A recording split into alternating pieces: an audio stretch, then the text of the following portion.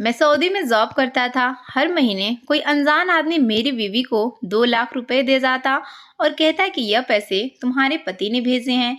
मेरी बीवी फोन करके मुझे बताती थी तो मैं परेशान हो जाता, क्योंकि पिछले 1 साल से मैंने बीवी को कोई पैसे नहीं भेजे थे। मुझे तो यहाँ काम ही नहीं मिल रहा था।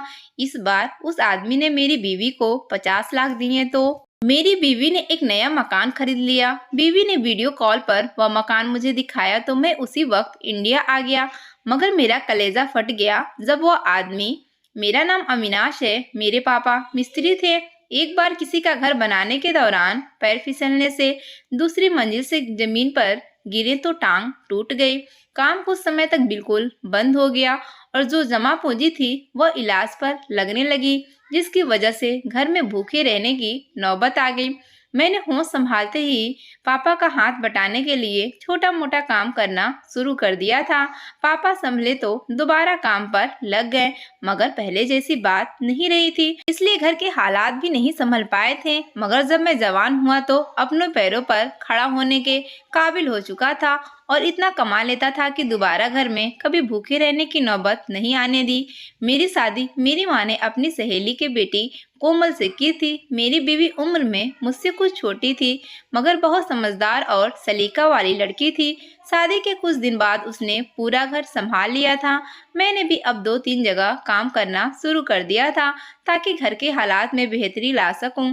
शादी के बाद कुछ समय हंसते मुस्कुराते गुजरा और इस दौरान हमारे यहाँ पहले 2 जुड़वा बेटियां पैदा हुई और फिर एक और भी बेटी हुई थी। इन तीनों के आने के बाद घर में सब बिजी रहने लगे थे और उनकी छोटी छोटी शरारतों से लुत्फ उठाते होते थे। मगर फिर हालात ने करवट ली। मेरे पापा को किसी का बड़ा घर तैयार करने का काम मिल गया।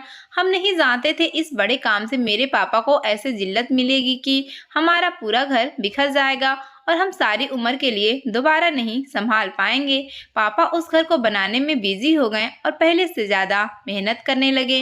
लेकिन एक रोज उनसे ऐसी गलती हुई जो उनकी सारी मेहनत पर पानी फिर गई। तकरीबन 3 माह मेहनत से काम करके पापा ने उस घर का ढांचा तैयार कर लिया था और उस घर के 2-3 दरवाजे दूसरे बने हुए बिल्डिंग की तरफ भी खोलते थे। पापा अक्सर देर तक अकेले काम पर लगे रहते थे। एक रोज पापा अपने साथ बाकी मजदूरों के साथ काम कर रहे थे कि घर का मालिक आया और उसने पापा से कहा कि वो सब घर वाले बहुत इमरजेंसी में कहीं जा रहे हैं। पापा और उनके मजदूर चाहें तो काम छोड़कर चले जाएं, क्योंकि उनकी वापसी का कुछ पता नहीं था। पापा ने देखा कि अभी पूरा दिन बाकी है। वो लालच में आ गए कि दिन खराब कहने से बेहतर है कि वो काम करते रहें।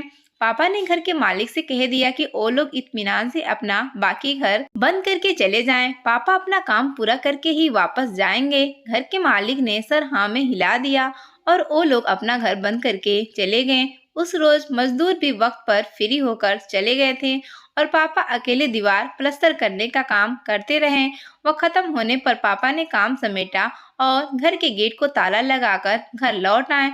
उस रात वह बहुत इत्मीनान थे कि जल्द काम खत्म हो जाएगा, उन्हें पैसा मिल जाएगा। मेरे यहाँ कुछ दिनों में चौथे बच्चे की आने की बारी थी। रात देर तक सब घर वाले बैठकर घर में आने वाले नन्हे मेहमान के बारे में बातें करते रहे और फिर पापा थक कर सोने चले गए। अगले रोज सुबह सुबह हमारी आंख दरवाजे की खटखटाहट पर खुली थी। सब उठकर बैठ गए थे। मैंने जाकर दरवाजा खोला तो मेरे होश उड़ गए, क्योंकि सामने पुलिस खड़ी थी। उन्होंने पापा के बारे में पूछा था। उस दौरान पापा भी दरवाजे पर आ गए थे। पापा ने उनके सवाल पर अपना परिचय करवाया तो वो बोले कि तुम्हें अभी हमारे साथ थाने चलना होगा। हम सब घर वाले ये सुनकर घबरा गए थे। मैंने घबराए हुए लहजे में उनसे वजह पूछी तो उन्होंने पहले तो मुझे अजीब नजरों से देखा, फिर जो बात कही उस पर मैं हैरान रह गया। हम सब भी पापा की गलती जानने से पहले इस खौफ में पड़ चुके थे कि अगर पुलिस किसी इल्जाम पर पापा को लेने आ गई है तो उनसे छुटकारा पाना मुश्किल हो जाएगा। पापा के बार बार पूछने पर पुलिस वालों ने हमें बताया कि पापा जिस घर को बना रहे थे वहां से अच्छा खासा सोना और पैसा चोरी हो गया था। उन्होंने बताया कि चोर नए बने हुए घर और पुराने पीछे के दरवाजे तोड़कर घर में आया हुआ था और आराम से सारा सामान चोरी करके लेकर गया है। घर वालों ने सारा शक पापा और उनके साथ काम करने वाले मजदूरों पर लगाया था। इस घर के मालिक ने पुलिस को बताया कि मिस्त्री मजदूर सारा दिन घर में घुसे रहते थे और हर चीज का जायजा लेते रहते थे और जब वो लोग इमरजेंसी में घर से गए तो मिस्त्री मजदूर मौके का फायदा उठाकर वहीं रुक गए थे और उनके चले जाने के बाद आराम से चोरी कर ली। पापा कस्में खा रहे थे कि ये सब सरासर इल्जाम है, उन्होंने इस घर का 1 रुपया भी नहीं उठाया था और यह बात मैं पापा के कहने से पहले जानता था। मेरे पापा ने मुश्किल हालात में भी कभी चोरी करने का नहीं सोचा था। हमने घर में कई बार भूखे रहे थे, अगर तब भी ये जुर्म नहीं किया तो पापा को क्या जरूरत थी ऐसा करते, जबकि अब तो हमारे हालात भी सुधर चुके थे। फिर पुलिस वाले हमारा पूरा घर छानबीन करके चोरी का सामान ढूंढने लगे। घर में सोने की एक बाली भी मौजूद नहीं थी। जब कुछ न मिला तो उन पुलिस वालों ने मेरे पापा को गिरबान से पकड़कर घसीटते हुए गाड़ी में डाला और वहां से ले गए। वो मंजर मेरी जिंदगी का सबसे खतरनाक मंजर था। मुझे ऐसी तकलीफ तो तब भी नहीं हुई थी जब पापा के साथ हादसा हुआ था और वह खून में लथपथ अस्पताल पहुंच गए थे।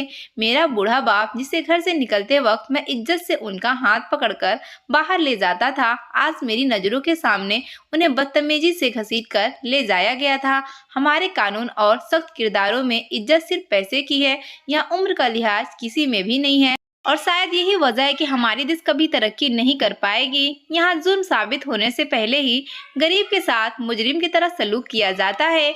मेरी माँ सीना पीटती रह गई थी और मेरी बेटियां सहमी हुई थी। मेरी बीवी अपना भारी वजूद लिए घबराई हुई मेरी माँ को संभालती और कभी अपनी बेटियों को बहलाने की कोशिश कर रही थी। मैंने माँ को तसल्ली दी थी, उनको दरवाजा बंद करने का कहकर घर से निकला और सीधा थाने पहुँच गया। मैंने पापा से मिलने की बहुत कोशिश की मगर मुझे मिलने नहीं दिया गया। बहुत भाग दौड़ के बाद मुझे एक दोस्त ने बताया कि उसका बड़ा भाई उस थाने में आम सा सिपाही था। वो लोग इस सिलसिले में मेरी मदद तो नहीं कर सकते थे मगर मुझे पापा के बारे में पता करके बता सकते थे। उस सिपाही ने मुझे बताया कि पापा की तरह बाकी मजदूर भी खाली हाथ थाने लाए गए थे।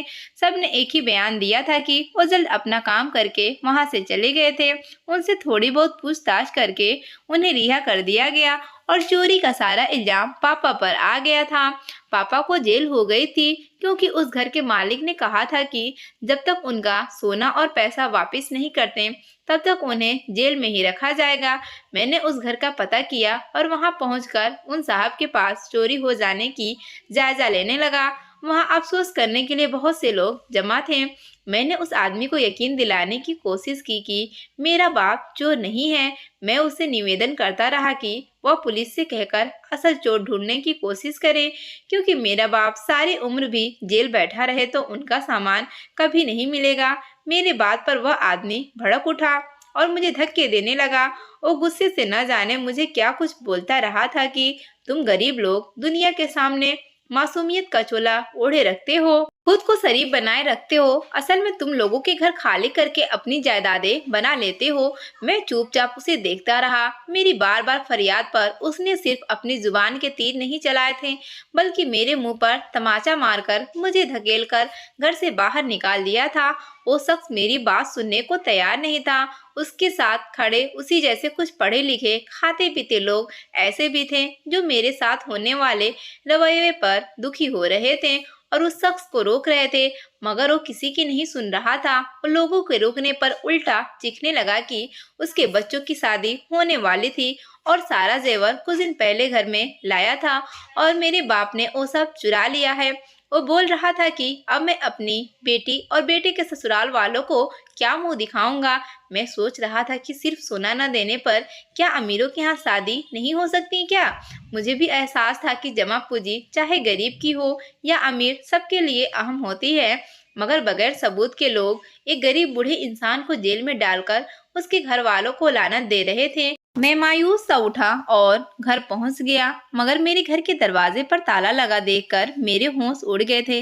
मैंने घबराकर अपने साथ वालों का दरवाजा बजाकर अपनी बीवी और माँ का पूछा तो वो बोले कि शाम के वक्त मेरी बीवी की तबीयत अचानक खराब हो जाने की वजह से मेरी माँ उसे करीबी क्लिनिक में ले गई थी। मैं भागा भागा पहुंचा तो मेरी माँ उदास चेहरा लिए सामने खड़ी थी। मैं माँ तक पहुंचा तो वह उम्मीद भरे लहजे में पापा के बारे में पूछने लगी। मैंने मायूसी से सर झुकाया तो वह गुमसुम हो गई। मैंने अम्मा को तसल्ली दी और अपनी बीवी का पूछा तो एक नर्स मुझे मुबारक देने लगी क्योंकि इस बार फिर मेरी बेटी पैदा हुई थी।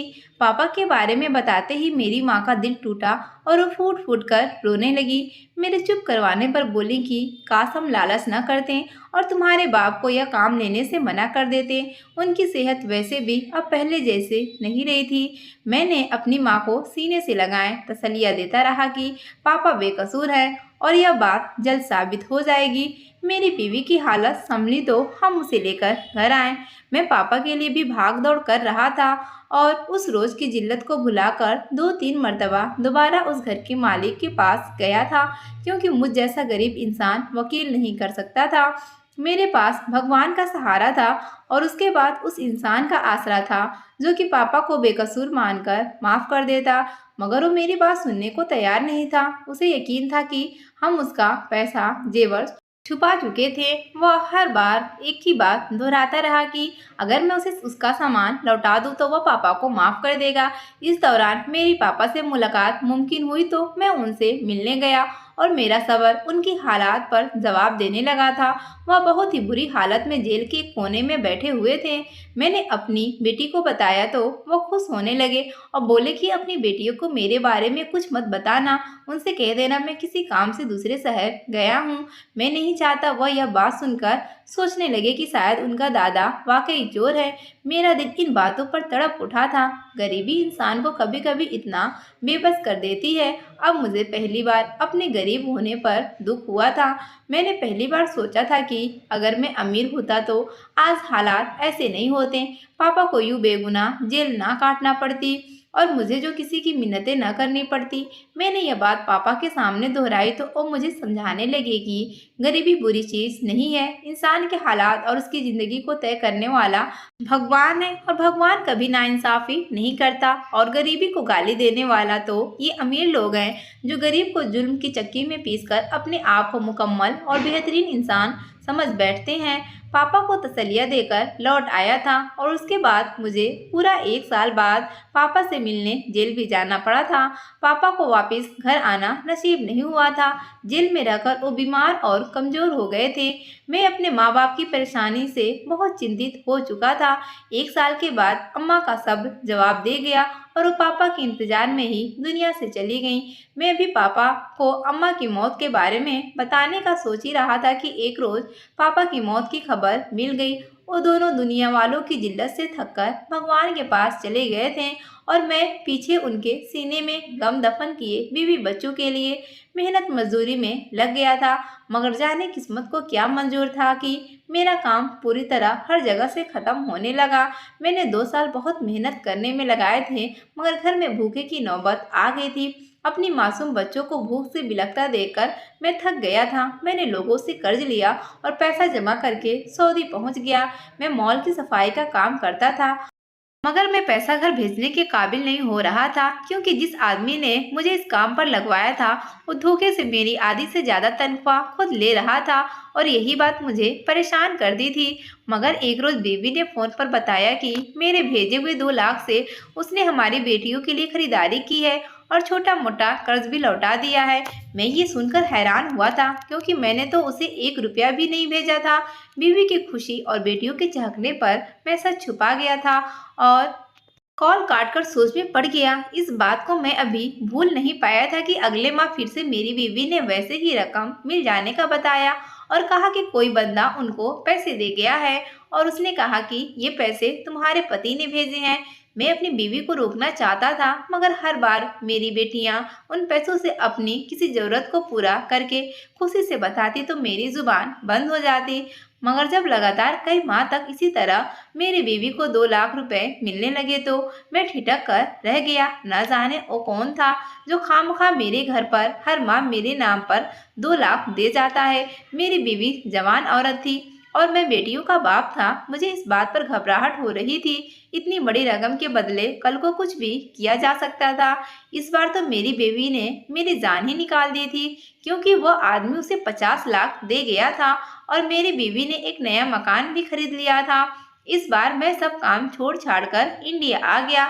घर पहुंचकर देखा तो मेरे घर के हालात काफ़ी हद तक बदल चुके थे। घर में अच्छा खाना पीना था और मेरी बीवी ने हर माह मिलने वाले 2 लाख से मेरा कर्ज भी उतार दिया था। एक नया मकान भी खरीद लिया था। मेरी जिंदगी भी आसान हो गई थी, मगर मुझे खामखा पैसा देने वाले का नाम और वजह जानना था। मैं महीना खत्म होने का इंतजार करने लगा और जब वो बंदा पैसा देने आया तो मैंने ही दरवाजा खोला। वो बंदा मुझे देखकर घबरा गया था। मैंने उसे रोककर सख्ती से सवाल किया कि वह कौन है और क्यों हर माह मेरे घर पैसा देने आता है। मेरे सवाल पर जब वो सर झुकाकर बोला तो मुझे एकदम से गुस्सा आ गया था। वो बोला कि वह उस आदमी का बेटा है जिसने मेरे बाप को चोरी के इल्जाम में जेल डाला था। यह सुनकर मेरे अंदर गुस्से की एक बहुत तेज लहर उठी थी। मैं उसके बाप की तरह उसे धक्के नहीं दे पाया था, मगर मैंने उसे इतना जरूर कहा था कि मैं उन जैसे कमबख्त पैसे वाले लोगों के इस दान का हकदार नहीं हूँ, इसलिए वो पैसे वापस ले जाए। मेरी बात पर उस लड़के ने कहा कि तुम यह नहीं जानना चाहोगे कि मैं इतनी बड़ी रकम तुम्हारे घर क्यों देता रहा हूँ। उसके सवाल ने मुझे अपनी जगह जमा दिया था। मैं इस बात की वजह जानना चाहता था। मेरे खामोश होने पर उस लड़के ने मुझे धीमे लहजे में सब बता दिया। उसकी बताई हुई वजह मेरी सोच के बाहर थी। मैं उस लड़के को देख रहा था और मेरी आंखें आंसुओं से भर गई थी। वो बता रहा था कि जब उसके घर चोरी हुई, उसे सुनकर वो परेशान हो गया था। उसने बताया कि उनके घर होने वाली इस चोरी के पीछे उसकी बहन का हाथ था। उसका किसी लड़के के साथ चक्कर चल रहा था और वो अपनी शादी से नाखुश थी। उसने माँ बाप के साथ उस रोज घर से जाते हुए खुद अपने आशिक को घर खाली होने का बताया था। मेरे बाप के घर से जाते ही उस लड़की का आशिक दोस्तों के साथ घर में घुसकर पैसा और सोना चुरा कर फरार हो गया था। उन दोनों के बीच तय हुआ था कि वो बाद में घर से भागकर शादी कर लेंगे, मगर वो लड़का चोरी करने के बाद उसकी बहन को धोखा दे गया और वो वापस नहीं आया। उसकी बहन की शादी हो गई और शादी के 4 माह बाद उसका आशिक उसे ब्लैकमेल करके बहुत पैसे मांगने लगा और फिर यह बात उसकी बहन के पति को भी पता चल गई थी। उसने पहली फुर्सत में तलाक देकर अपनी बीवी को घर भेज दिया। मुझे पैसा देने वाला लड़का अपने बाप को समझाने लगा कि वह उस गरीब मजदूर को जेल से रिहा करवाए क्योंकि वो बेकसूर है, मगर उसका बाप अपनी इज्जत के लिए चुप रहा था। मेरे बाप को बेकसूर कहने पर उसे अपनी बेटी का राज खोलना पड़ता। वो जुल्म पर डटा रहा। जब वो जालिम शख्स 1 साल के बाद देहांत हुआ तो उसकी मौत के बाद उसका बेटा मेरे बाप के पास जेल गया था और उसे सब सच बता दिया था। वो जज्बाती लड़का था। वो पुलिस वालों को सारी बात बताना चाहता था ताकि मेरा बाप जेल से निकल आए, मगर मेरे बाप ने उसे अपनी बहन को यूं सब में बदनाम करने से रोक दिया था। इस बात के कुछ दिन बाद मेरा बाप मर गया था, मगर जाते जाते उस लड़के को अपना कर्जदार कर गए थे। वो लड़का सबको सच बताकर बोला कि यह सारा पैसा उस जिल्लत के आगे कुछ भी नहीं है। वो बोल रहा था कि यह पैसा सिर्फ अपने बाप का गुनाह को कम करने के हैं जो मेरे बाप पर लगाया गया था। वह लड़का मेरे घर मुझसे माफी मांगने भी आया था, मगर तब मैं सऊदीया चला गया था। वो लड़का मुझसे माफी मांगकर मुझे ये सब बताकर चला गया और मैं सोच रहा था कि क्या यह पैसा मेरे बाप की इज्जत और हमारा अच्छा वक्त लौटा सकता है। शायद नहीं, मगर उस लड़के की सोच ने मुझे यकीन दिलाया था कि अच्छा बुरा इंसान हर वर्ग में होता है। वो भी एक जालिम बाप का एक नरम दिल और नेक बेटा था जिसके पास पैसा भी बहुत था और नेक नियति भी थी। कहानी पसंद आई तो वीडियो को लाइक करें और ऐसी ही अच्छी कहानियाँ सुनने के लिए चैनल को सब्सक्राइब करें।